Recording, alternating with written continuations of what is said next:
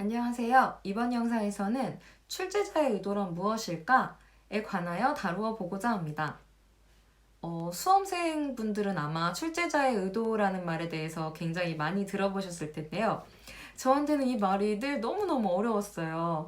왜냐하면 나도 내 나름대로 뭔가 지문을 읽었는데 나한테는 이 지문이 이렇게 읽히는데 왜 나의 의견은 늘 출제자의 의도와 부합하지 않는가, 이런 게 저에게 늘 너무나 고민이자 저를 이렇게 난관에 부딪히게 하는 그런 부분이었거든요.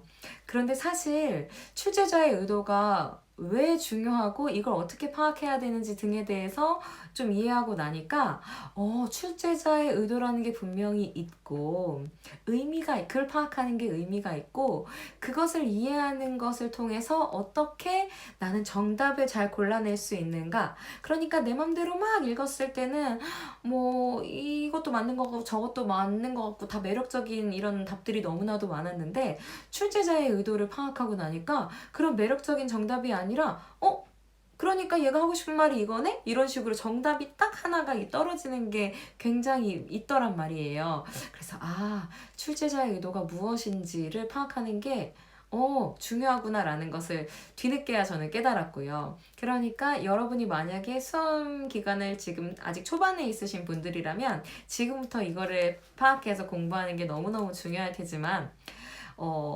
만약에 제 영상을 좀 빠르게 보시는 분들이라면 지금 올해 편입시험 보고 있는 중이고, 지금 항공대랑 국민대 끝나고 이제 앞으로 이제 매주 3-4학교씩 서울에만 이제 시험들이 몰려 있잖아요. 그리고 특히나 국민대보다 훨씬 난이도가 높은 종류의 학교 시험들이 아직 많이 남아 있잖아요. 그래서 지금이라도 막판에라도 출제자의 의도를 파악하는 게 왜 중요하고 어떻게 파악할 수 있는지를 꼭 확인하는 것이 너무너무 중요하다라고 생각이 들어서 이 영상을 제작하게 되었습니다. 그렇다면 빨리 출제자의 의도가 무엇이며 그게 왜 중요한지 등에 대해서 한번 함께 알아보도록 할게요. 자, 그러니까 문제가 늘 무엇이냐? 출제자의 의도랑 나의 자유로운 사고랑 맞지 않는 게 늘 문제란 말이죠. 그런데 진짜 중요한 게 있어요. 이 시험 문제는 절대로 내 의견을 묻는 시험이 아니에요. 너는 여기에 대해서 어떻게 생각하고 있니? 이런 나의 의견은 정말 1도 묻지 않고, 중요한 게 뭐다? 으악! 화자는 왜 무슨 목적을 가지고 이 글을 썼는지를 파악하는 게 너무너무 중요한 시험이라는 거죠. 이게 왜 의미가 있고 중요하냐면, 저도 이걸 이해하지 못했을 땐 이거예요. 그러니까 읽으면서 드는 내 생각이 너무 중요하니까 내 생각엔 이런데? 내 생각엔 이런데? 이렇게 내 생각만을 되게 우선을 했던 거예요. 그런데 여러분의 생각도 중요하죠. 근데 이 글을 쓴 사람도 그런 소중한 마음을 가지고 이 글을 썼을 거란 말이에요. 그래서 이 사람의 의견을 먼저 파악하지 않고서는 이 사람의 의견에 대한 내 의견을 설득력 있게 표현할 수가 없어요. 그래서 설령 여러분의 의견을 묻는 문제라고 할지라도 우선 화자는 왜, 무슨 목적으로 이 글을 썼는지를 파악하는 것이 우선 요구됩니다. 게다가 이런 내용들은 아마 어디서 물을 거라면, 여러분이 대학에 입학하시고 이제 여러분이 리포트 쓰시거나 대학에서 그런 거 자료 엄청 쓸 때 이 사람 내용 파악하고, 그런데 거기에 대해서 난 어떻게 생각해, 이렇게 여러분의 의견을 파악할 일이 앞으로는 굉장히 많을 텐데요. 수험생이신 여러분에게는 아직 여러분의 의견을 묻는 단계가 아니라 이 시험 문제의 의도는 넌 어떻게 생각해?를 묻고 있지 않단 말이죠. 논술이 아니라서. 이 시험에서는 뭘 묻고 있느냐면, 화자는 왜 이 글을 썼는가, 이 사람은 무슨 말을 하기 위해서 이 글을 쓰고 있고 어떤 부분을 중요하게 얘기를 하고 있는가에 관한 부분을 제대로 파악하고 있니?를 정확하게 묻는 게 바로 시험의 목적이라는 말이죠. 그래서 화자는 왜 이 글을 썼는가, 화자는 무슨 말을 하고 싶어 하나, 이 부분을 파악하는 게 언제나 우선됩니다. 그리고 이 얘기는 제가 지금 처음 하는 얘기가 아니고요. 사실 이미 앞에서 이 얘기를 한 적이 있어요. 언제 했냐면요. 제가 친절하게 그 페이지 수까지 다 알아서 왔어요. 그 편입영어 공부법, 편입영어는 왜 어려울까? 이런 영상을 제가 찍었었는데요. 거기에 보면은 10분 25초에서 13분 10초 그쪽에서 그 사이에서 편입 영어는 어렵기는 하지만 굉장히 잘 쓰여진 글이다. 그리고 이게 잘 쓰여진 글이라서 우리가 정답을 찾을 수 있는 힌트가 분명히 있다. 이런 얘기를 했거든요. 왜 그러하냐? 왜냐면은 이 편입시험에서 나오는 지문은 자유롭게 내 맘대로 막 발산전사고로 나는 이 글을 보니까 이러저러한 생각이 막 드네. 이런 거를 확인하기 위한 글이 아니라 우선 이 사람은 무슨 말을 하기 위해서 이 글을 썼을까? 이거를 파악하는 것이 굉장히 중요하고 내가 그 글에 동의하든 동의하지 않든 우리는 시험 보다 보면 내 사고랑 글을 읽다가 드는 나의 생각과 이 사람의 글이 막 충돌하고 막 섞이고 이래서 글을 막 내 맘대로 읽기가 쉽거든요. 그러니까 그런 걸 분리해서 이 사람의 말에만 먼저 초점을 엄청 치밀하게 맞추는 연습을 하는 게 또 필요해요. 어떻게 그렇게 할 수 있는지도 좀 더 이따 얘기해 드릴게요. 그래서 우선 이 사람은 무슨 말을 하기 위해서 이 글을 썼고 또 그러니까 이 말을 하기 위해서 이 글을 쓴 거구나. 이런 거를 파악하는 게 우선된다라는 게 너무너무 중요한 거죠. 그럼 잘 쓴 글이란 과연 어떤 글을 얘기를 하는 걸까요? 잘 쓴 글은 뭐냐면요. 바로 이거예요. 저도 이걸 알기 전까지는 잘 쓴 글이라고 하면은 아이디어가 좋은 글? 좀 이런 얘기 못 들어봤는데 이렇게 이 생각 너무 좋다. 막 이런 글이 잘 쓴 글이라고 얘기를 하지 않아요. 오히려 어떤 아이디어든지 다 소중하다고 얘기할 수 있잖아요. 그렇기 때문에 그래서는 어떤 글을 잘 썼다고 하냐면 논리적인 글을 바로 잘 썼다고 얘기를 합니다. 논리적이라는 말은 뭐죠? 영어로 logical이잖아요. 근데 logical이라는 말은 또한 영어에서는 뭐예요? 이 coherence라는 말과 동의어가 돼요. coherence가 무슨 말이죠? 일관성이 있다라는 말이죠. 저 이럴 때 이런 거 되게 좋아해요. 저 어원 강의 되게 좋아하거든요. co에는 어떤 어원이 있어요? together. 같이. 그 다음에 coherence에는요, 이 here에는요, 그죠? 따닥따닥 붙어있는 느낌인 거예요. 그래서 우리 adhere to, stick to, cling to, 등등등 무엇에 붙어있다, 얘네들이 지키다, 준수하다 이런 단어들도 여러분 많이 외우셨죠. 자, 그러니까 이 coherent란 말은 뭔가가 이렇게 같이 따닥따닥 붙어있다는 얘기예요. 그러니까 논리적인 글은 어떤 글이냐면 내가 무슨 말을 하고 싶어. 그래서 이 얘기를 하기 위해서 막 글을 쓰다 보니까 맞아, 나는 이때 이 생각도 나고 맞아, 난 이거랑 관련해서 이 생각도 나고 나는 이거랑 관련해서 난 저 생각도 나. 그런 식으로 막 글을 마음대로 쓰는 게 아니라 그런데 난 이 말을 하고 싶은데 야, 그 얘기는 이 얘기랑 안 맞는데 왜 갑자기 튀어나온 거지? 그냥 내 머릿속에선 튀어났지만 논리적으로는 일관성이 있어 없어? 없는 거죠. 그럼 필요하지 않으니까 빼고 중요한 부분 넣고 순서도 중요하고 깔끔한 순서로 글을 다시 배열하고 이런 식으로 에디팅, 검수가 돼서 나온 글을 깔끔하고 명료한 글을 보통 논리적으로 잘 썼다라는 평가를 받는 글이다라고 부르거든요. 그러니까 잘 쓴 글이라는 글은 무슨 말이냐면 일관성이 있는 글을 얘기를 하는 거예요. 그러니까 분명히 이걸 읽으면서 발산적인 내 사고를 조금 저지하고 이 사람이 지금 아까 이 얘기했고 그래서 그거랑 이어서 지금은 이 얘기를 하고 있고 이런 식으로 이 사람의 논리를 따라가다 보면 하고 싶은 말이 무엇인지 주제가 무엇인지를 좀 더 명확하게 파악할 수 있게 된다라는 얘기입니다.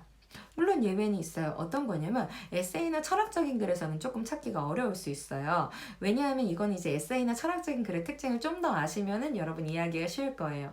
예를 들면 에세이 같은 경우에서는 하고 싶은 말을 명료하게 쓴다기보다는 있기야 있지만 예시문도 굉장히 많이 활용하고 은유적인 표현도 굉장히 많이 들어가고 그다음 회상적인 표현도 되게 많이 들어가요. 그때 그 나무가 있었지 이러면서 그 나무는 어떤 나무였는데 막 이러면서 이런 수식어 같은 것도 굉장히 많이 들어가서 이제 에세이 같은 거는 글 파악하는 방법이 좀 따로 있고요. 그다음 이제 철학적인 글 같은 경우에도 그냥 철학적 주제의 설명문 같은 경우는 아까처럼 일관성 있는 특징들을 찾아가시면 좀 수월하게 푸실 텐데 그게 아니라 질문만 계속 던진다던가 이런 글에서는 여러분이 철학적인 글이 아직 생소해서 이 주제를 일관성만 가지고는 이게 무슨 말을 하는지를 파악하기가 조금은 어려울 수도 있어요. 그럼에도 불구하고 도움은 되고 그런 글마저도 그럼 이 글은 어떤 식으로 보는 게 좋을지를 따로 공부를 하다 보면 좀 더 쉬워지실 거예요. 자, 그러면은 이제 조금 더 구체적으로 오케이, 알겠어. 그럼 잘 쓴 글은 이제 일관성이 있다는 말이지. 그럼 그 일관성이 있는 글을 통해서 어떻게 정답의 근거를 힌트를 명확하게 찾아낼 수 있다는 것인지에 대해서 더 알아보도록 하겠습니다. 자, 그러니까 일관성이 있다라는 말은 정답의 근거가 분명 있다는 거예요. 그리고 이 부분이 바로 우리가 시험 볼 때 명확한 힌트가 되겠죠. 그러려면 어떻게 해야 돼요? 우선적으로 출제자가 강조하는 말을 따라가야 돼요. 그러니까 내 의견 아니고 누구의 의견? 말하는 사람, 화자의 의견이 굉장히 중요한 거예요. 특히 글 속에서 화자의 의견과 화자의 반대되는 의견이 대치될 때가 있어요. 그럼 이 말도 하고 저 말도 하더만 이런 게 아니라 뭐가 중요해요? 화자의 의견이 굉장히 중요한 거예요. 그럼 화자는 그럼 이 반대되는 얘기는 왜 이 얘기를 통해서 결국 하고 싶은 말은 뭐예요? 결국 화자가 하고 싶은 말을 하기 위해서 그거랑 같은 말이든 다른 말이든을 끌어와서 결국은 하고 싶은 말을 하는 거거든요. 그러니까 그런 부분들을 파악하는 게 굉장히 중요해요. 그러니까 글을 막 읽다 보면 막 읽으면서 내가 중요하게 여기는 부분들이 아니라 뭐예요? 이 사람이 중요해. 이 부분 중요해. 나는 이 말을 하기 위해서 이 글을 쓰고 있단 말이야. 이런 힌트들이 있어요. 그런 것에 민감하는 게 굉장히 필요할 겁니다. 이게 아니면 어떻게 되냐면요. 여러분은 지엽적인 부분, 그러니까 글 속에서 여러 가지 내용이 있으니까 이 중에서 화자가 무슨 말을 중요하게 얘기하는지를 명료하게 좀 초음하게 따라가는 게 너무 중요한데 우리는 내 생각에 이것저것 중요해 보이는데 막 빠지는 거예요. 그게 왜 그러냐면 여러분은 보통 저도 그랬듯이 이런 거에 대해서 민감하지 않으면 보통 이런 데 빠져요. 뭐냐면 읽다가 이거 뭔가 중요한 것 같아. 읽다가 이거 뭔가 너무 어려워. 이쪽에 문장 분석도 어렵고 이 단어도 너무 어려워. 뭔가 이거 되게 중요한 것 같아. 그러니까 여러분은 어려워서 시간이 좀 많이 쓰이는 곳에 우리의 뇌는 왠지 중요하다고 생각을 해요. 그래 사실상 이분이 하고 있는 말은 굉장히 난 이 말만 하고 있는데 이렇게 간단한 그림에도 불구하고 그런데 여기서 어려운 말 있었는데 이거 중요해. 이 용어 처음 봤어. 이거 너무 중요해. 중요해. 무슨 말이지? 정답엔 없고 막 이런 난관에 빠지실 때가 굉장히 많단 말이죠. 그게 왜 그래요? 여러분이 화자가 중요하게 얘기하는 거에 초점을 맞추지 않고 그냥 내 맘대로 읽다 보니까 나는 그냥 랜덤하게 내가 꽂히는 부분이나 내가 어렵다고 느끼는 부분에 꽂혀서 이 사람은 이 부분을 작게 얘기했는데 나는 그 부분을 되게 중요하게 여기고 이 사람이 중요하게 말하는 쉬운 부분은 아니까 그냥 막 다 무시하고 넘어가고 이러다 보니까 이 사람이 말하는 강약을 내가 놓쳐버린 거죠. 그럼 이 사람이 무슨 말을 하고 있는지를 놓치게 된다는 거예요. 굉장히 간단하게 교정할 수 있는 부분이거든요. 너무 쉬워서 중요한지 모를 수 있어요. 그래서 뭐다? 이 사람이 중요하다라고 말하는 부분을 찾아가는 것이 너무 중요한 거죠. 자, 그럼 글 속에서 이 사람이 중요해라고 말하는 부분은 어떤 부분인가요? 물론 이런 부분이 있어요. 뭐 it is critical 대절 뭐 이런 식으로. 그러니까 뭐가 되게 중요합니다. it matters 대절이 굉장히 중요합니다. 이런 식으로 중요해요 라고 말하는 부분들도 구체적으로 들어가 있겠지만 그게 아니라고 하더라도 글의 종류나 특성을 아는 것을 통해서 이 사람이 어떤 글을 어떤 식으로 활용을 해서 중요한 말을 하고 있는지를 좀 더 구체적으로 알 수 있거든요. 그래서 이 다음번에 있는 부분이 아마 오늘 강의 중에서 여러분이 좋아하는 실질적으로 되게 도움이 많이 되는 부분이 되지 않을까 하는데요. 한번 보도록 할게요. 그러니까 잘 쓴 글의 특징이라는 건 뭐다? 분명히 글 속에 정답의 근거와 힌트가 있는 글이라는 거죠. 왜? 논리적인 글이고 일관적인 글이기 때문에 이 정답의 근거가 없을 수가 없어요. 그러니까 만약에 내가 매력적인 오답 둘 중에 하나 헷갈려 라고 해도 뭐가 정답이에요? 이 사람이 하고 싶은 말의 근거와 구체적으로 부합하는 부분이 보다 정답일 수밖에 없다는 거죠. 이제 그런 걸 파악하는 게 필요해요. 근데 그걸 어떻게 글의 종류나 특징을 알면 좀 더 쉬울 수 있어요. 물론 여기에 지금 막 예시문 많이 넣어놨지만 이거 제가 하나하나 떼가지고 강의로 만들 수 있을 정도로 사실은 예시문이랑 같이 글 속에서 이 부분이 어떻게 활용되는지를 같이 찬찬히 따라가면서 보실 필요가 좀 더 있어요. 그런데 이번 영상에서는 그냥 간단하게 이런 게 무슨 말인지만 제가 하나하나 설명을 해보도록 합니다. 첫 번째, 이런 게 있죠. 두갈식, 미갈식, 양갈식 글을 이라는 게 있어요. 그게 뭐냐면 왜 우리 시험 볼 때 이런 얘기 되게 많이 하잖아요. 저도 전에 한번 얘기한 적이 있는데 그러니까 너무너무 어려우면 어떻게 하라고? 첫 문장, 마지막 문장 무슨 말인지 읽고 빡 주제 찾으세요. 막 이런 이런 거 실제로 이런 게 가능한 글들도 굉장히 많고요. 그게 왜 그러냐 하면 잘 쓰여진 글의 특징이 뭐예요? 그러니까 내가 지문을 막 읽으면서 막 여러분 읽어야 겨우 무슨 말을 하려는지가 간신히 잡히는 글이 잘 쓰여진 글이라고 말하지 않고 글을 딱 보자마자 첫 문장에서 나는 무슨 얘기를 하려고 하고 있었다. 그래 나 무슨 얘기를 통해서 그러니까 이 얘기를 하고 있는 거야. 막 이렇게 처음부터 내가 하고 싶은 말을 먼저 얘기를 하거나 혹은 마지막에 내가 하고 싶은 말을 정리해 주거나 양쪽 다 사용하거나 이런 글을 깔끔하다, 명료하다, 잘 썼다 라고 얘기를 하고 그런 지문이 많기 때문에 이런 걸 활용하기가 굉장히 쉬운 겁니다. 무슨 말인지 아시겠죠? 그 다음에 또 어떤 게 있냐면 연역적인 그리고 귀납적인 글이 있어요. 그러니까 이 글은 연역적이네. 이 글은 귀납적이니까 중요한 부분이 어디에 있겠다. 이런 걸 활용할 수 있다는 거죠. 자, 그런데 의외로 연역적이고 귀납적이라는 말이 무슨 말인지를 조금 어려워하시는 분들이 있더라고요. 자, 근데 이거요. 제가 좀 더 쉽고 간단하게 설명드릴 수 있을 것 같아요. 이거 영어로 보면 훨씬 쉽거든요. 왜냐하면 영어로 연역적이라는 말이 무슨 말이죠? deductive라고 얘기를 하거든요. 자, 그리고 귀납적은 뭐예요? inductive예요. 자, 그래서 제가 아까 말씀드렸나요? 저 어원 수업 사실 엄청나게 좋아한다고. 자, 그래서 이 덕트에서 나오는 덕트가요. 사실은 여러분에게 더 익숙한 프로덕트, 프로듀스, 프로덕트 여기에 나오는 이 듀스랑 같은 어원을 갖고 있어요. 그러니까 프로듀스 익숙하시죠? 이 프로듀스, 프로덕트의 어원이 뭐냐면요. 리드, 뭔가를 앞에서 이끌어주다, 끌어주다 이런 뜻이에요. L-E-A-D, 리드하다요. 그러니까 뭐예요? 프로에는 어떤 뜻이냐면 forward, before, 앞에서 이런 뜻이 있거든요. 그러니까 produce, product 이런 거는요. produce 앞에서 이렇게 이끌어주는 거예요. 그러니까 우리가 어떤 이제 농장 같은 데 가서 produce 한다면 농작물을 생산하는 게 될 테고 그 다음 공장 같은 데서 produce 하면 뭔가 제조하다, 제작하다 이런 등등의 뜻이 될 테고 요즘은 또 이제 아이돌 이런 거 하면서 produce 이런 얘기 되게 많이 producer, JYP 뭐 이런 거 굉장히 많이 사용을 하잖아요. 그러니까 그건 뭐예요? 뭔가 아이돌의 재능을 produce 해주는 사람이라면 여기다가 R 붙여서 producer 이런 식으로 이제 또한 표현할 수 있겠죠. 이런 어원, 리드의 어원을 갖고 있는 덕트인데요. 자, 이 뒤에는 어떤 어원이 있냐면 다운, 아래로 떨어지다 라는 어원이 있어요. 그러니까 deductive라는 말은 무슨 말이냐면 어디다 써야 되지? 다른 색깔로 써야지. 디덕티브는 그러니까 뭔가 이미 앞에 뭔가 전제가 있어야 돼요. 이 전제가 이미 있고 거기서 어떻게 돼? 이 전제가 이러니까 여기에서 디덕티브 여기 이 전제에 따라서 뭔가 아래로 내용들이 떨어지는 이게 바로 연역적인 방식으로 글을 쓰는 거예요. 자, 그러면 인덕티브 이는 어떤 어원이 있냐면 이는 이제 여러 가지 뜻이 있지만 이렇게 안으로 모이는 이런 의미가 있잖아요. 인덕티브는 그러니까 디덕티브랑 반대로 먼저 사례가 있고 이런 사례가 있고 이런 사례가 있고 이런 게 있어. 이런 사례들을 두고 보니까 어떻게 되더라? 인덕티브 되더라. 이런 식으로 귀납적으로 뭔가 쓰여진 글도 있을 수 있어요.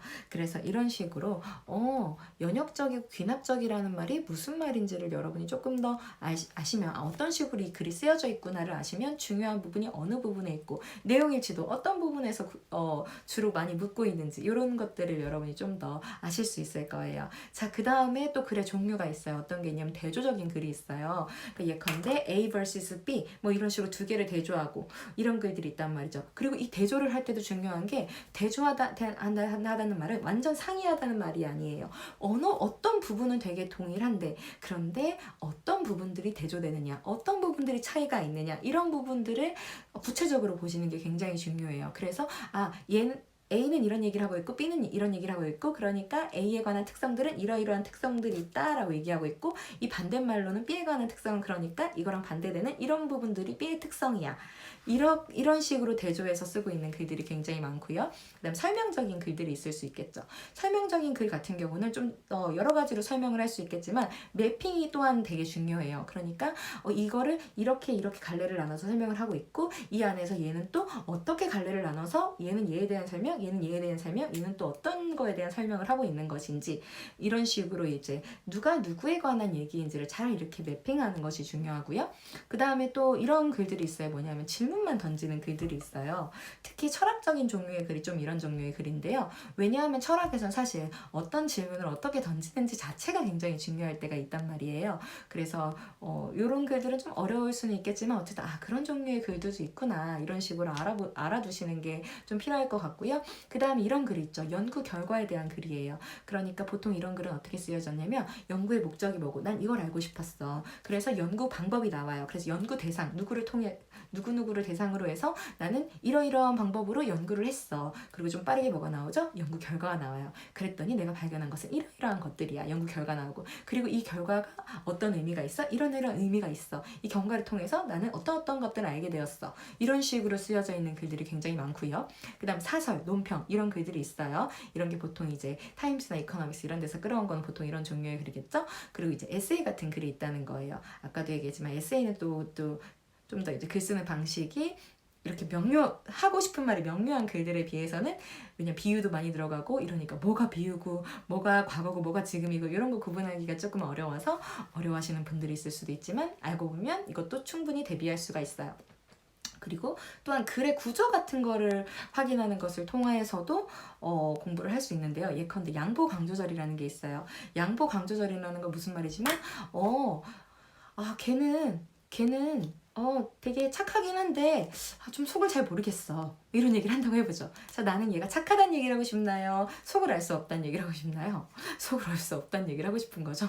왜 이런 예시가 튀어나왔지? 어쨌든 그러니까 뭐뭐 할지라도 뭐뭐 하다 이런 게 이제 양보 강조절인데 보통은요 한 7-80% 이상은요 이 양보절과 올도도 이런 거겠죠. 그런 절과 메인 문장의 관계가 어때요? 대조적인 관계면서도 누구를 강조해요? 메인 문장을 강조하기 위해서 이 글을 썼을 확률이 높아요. 그러니까 이런 얘가 지금 양보절을 사용하고 있고 전치사 명사구 뭐 despite, in spite of 명사 뭐 이런 걸 사용을 하든 절을 전면구를 접속사 주어 동사 이렇게 절을 사용을 하든 간에 이 양보 강조절을 통해서 나는 무슨 얘기를 하고 싶어? 이 메인 문장이 이 말을 하고 싶구나. 이런 걸 파악하는 방식이 있을 수 있고요. 그 다음에 역접 같은 게 중요해요. 무슨 얘기 하다가 but 그런데 뭐뭐뭐 yet 그런데 뭐뭐고 however 그런데 뭐뭐뭐 이런 얘기 나오면 언제나 뭐가 중요해요? 그러나 뒷부분이 훨씬 더 중요하겠죠? 그리고 이제 통념 비판이라는 게 있을 수 있어요. 이건 뭐냐면 통념이라는 건 사람들은 보통 그렇게 생각하는데 혹은 우리는 그동안 이렇게 들어왔는데 우리는 그동안 여기에 대해서 초점을 맞춰왔는데요. 근데 그리고 나서 그 일반적으로 생각하고 있는 것에 대해서 비판해서 쓰고 있는 글들이 있을 수 있다는 거죠. 그럼 뭐가 중요해요? 통념보다 비판하는 부분들이 훨씬 중요한 거예요. 그러니까 아까 그것도 맞다며 이런 식인 게 아니라 얘가 하고 싶은 말은 비판하는 부분들에 좀 더 구체적으로 있는 거죠. 이런 것도 활용할 수 있고 그다음 원인 결과에 대한 글들이 있겠죠. 그러니까 이건 그래. 왜 그래? 이러이러한 이유 때문에 그래. 혹은 이러이러한 이유 때문에 이거는 이래 이런 식으로. 그러니까 원인 결과 같은 경우는 누가 원인에 해당하고 누가 결과에 해당하는지 이런 것들을 명확하게 보는 게 필요합니다. 그리고 그 중에서 누구를 더 강조하는지는 즉 결과를 강조할지 원인을 강조할지는 글마다 다를 수 있겠죠. 이런 등등의 글의 구조를 활용하시면은 이 사람이 무슨 말을 하고 싶은지를 따라가는 게 훨씬 명료하게 보일 수 있고요. 또한 예시문 같은 걸 활용할 수도 있어요. 예시문 나와서 특히 예시문 어렵게 나오면 또 이렇게 괜히 어려운데 빠지시는 분들 많은데 이건 굉장히 쉬운데 예시문이잖아요. 그럼 뭐에 대한 예시문이에요? 아마도 더 많은 퍼센티지로 앞에 무슨 얘기를 했고 거기에 대한 예시문이라는 거예요. 혹은 예시문이 먼저 나오고 그리고 얘는 뭐에 대한 예시문이었어 이렇게 나오는 경우가 있을 수도 있겠죠. 그러니까 예시문이 혹시 너무 어려운 경우에 당황할 필요가 없는 게 이거 어차피 뭐에 대한 예시문이에요? 앞에 나왔던 했던 말에 대한 예시문이니까 앞에 했던 말이 뭔지를 정확하게 파악을 하시고 거기에 관한 예시문을 같이 연결해서 이해를 하시면 훨씬 쉽겠죠. 그 다음에 예시문이 나왔다는 건 왜요? 나 이 얘기를 하다 보니까 그 예시문 생각나서 한번 써봤어 이런 식으로 글 쓰지 않고요. 이게 너무너무 중요하고 그러니까 이 사례를 통해서 이 얘기를 조금 더 명료하게 해주면 좋겠구나 이런 이유에서 예시문이 활용되는 것이기 때문에 예시문 앞뒤에는 또한 화자가 얘기하고 싶은 중요한 내용이 있을 확률이 높다라는 겁니다. 그 다음에 이제 엑스퍼트, 전문가를 활용하는 경우가 있어요. 전문가라고 하면 보통 이런 식으로 나오죠. 왜? 나는 이 글을 썼어. 왜냐면 이런 거 같으니까. 이렇게 내 얘기만 하면 너무 설득력이 없잖아. 그러니까 이거 유명한 전문가가 이렇게 얘기한 말이야. 이런 식으로 다른 전문가의 말을 끌어와서 쓸 때가 많아요. 그러니까 전문가라고 하면 어느 대학교에 어떤 부서에 무슨 학자인 누가 이렇게 얘기했다 뭐 이런 식으로 나오잖아요. 그게 그냥 다 전문가구나. 그럼 전문가를 왜 썼어? 내가 하고 싶은 말을 뒷받침해주기 위해서 썼어. 이렇게 사용될 때가 많거든요. 때때로 이거 아니야 이렇게 얘기할 때도 있기는 하지만, 그래서 그런 식을 활용하는 것도 굉장히 좋은 힌트가 될 것 같고요. 그 다음에 이제 의문문을 활용하는 것도 중요할 것 같아요. 의문문이 나오면 보통 거기에 대한 대답이 중요한 경우가 많기는 하겠지만, 이 대답을 얘기할 때도 그렇다 아니다 뭐 이런 게 나온다면 아니다 근데 뭐다 이런 식으로 나온다면 근데 뭐다 이 부분이 훨씬 중요하겠죠. 그리고 또 이제 이런 경우도 있어요. 의문문을 했어. 근데 질문 막 던져놓고 뭐라 그래? 여기에 대해서 난 대답하진 않을 거지만, 대답이 되진 않지만 여기에 초점을 맞추게 해줘. 이렇게 뭐뭐 하게 해줄 거야. 이렇게 나면 결국 뭐가 중요해? 질문, 답 아무것도 안 중요해. 뭐가 중요해? 이 질문을 던짐으로써 내가 하고 싶은 말은 답은 아니지만 이런 거에 관심을 갖게 해줘, 초점을 갖게 해줘, 이런 식으로 얘기하는 거 있죠. 그럼 그 부분이 또한 중요한 부분인 거예요. 이런 식으로 이제 글의 종류를 알고 특징을 알고 그런 구조들을 활용을 하시면 화자가 무슨 말을 하고 있는지를 보다 명료하게 아실 수 있는 여지가 있게 됩니다. 자, 말이 굉장히 빨랐죠. 네, 그래서 어떻게? 자, 그래서 출제자가 정리할게요. 출제자의 의도가 있다는 것은 뭐예요? 일관적인 글이라는 것이다. 그러니까 그게 힌트라는 거예요. 무슨 말이에요? 글 속에 분명히 이 사람이 일관적으로 얘기하고 있는 정답의 근거가, 이 힌트들이 있다라는 거고요. 그러니까 뭐가 중요해요? 첫 번째, 화자의 의견이나 화자가 강조하는 게 무엇인지를 면밀하게 따라가는 게 너무너무 중요하다. 그리고 그걸 또 어떻게 해요? 글의 종류나 특징, 구조 등을 활용하면 더 쉽게 이 사람이 무슨 말을 하고 싶은지를 알 수 있다. 왜? 우리의 시험은 내 의견을 묻는 시험이 아니라 화자가 무슨 얘기를 하는지 먼저 구체적으로 우선 알아주세요 라는 것을 철저하게 묻는 시험이기 때문에 그런 거죠. 그리고 그러니까 내 머리로 내가 그냥 막 내용을 이해해서 문제를 푸시면 당연히 오답에 너무 많이 빠지실 거고 시간 내에 문제 다 못 푸실 확률, 그리고 이제 보면서 이것저것 다 맞아 보이는 거, 답이 없어 보이는 거 이런 데 빠지기가 굉장히 쉽지만 이렇게 하셔야만 쉽고 빠르고 정확하게 문제를 풀 수 있다라는 겁니다. 어때요? 오늘 출제자의 의도라는 이가 무엇인지, 그리고 이게 왜 중요한지를 통해서 여러분에게 좀 실질적으로 정답 찾을 때 특히 주제 찾는 부분에서 이제 도움이 많이 될 것 같은데, 전체적으로 글을 이해하는 데 도움이 되기 때문에 이게 속도도 높여줄 거고 정확도도 높여줄 거고 내용 일치 맞추는 것도 높여줄 겁니다. 그래서 그런 거에 실질적으로 좀 도움이 많이 되는 영상이 되었길 바랍니다. 자, 그럼 공부하시는 여러분들 끝까지 힘내서 파이팅 하시길 바라겠습니다. 감사합니다.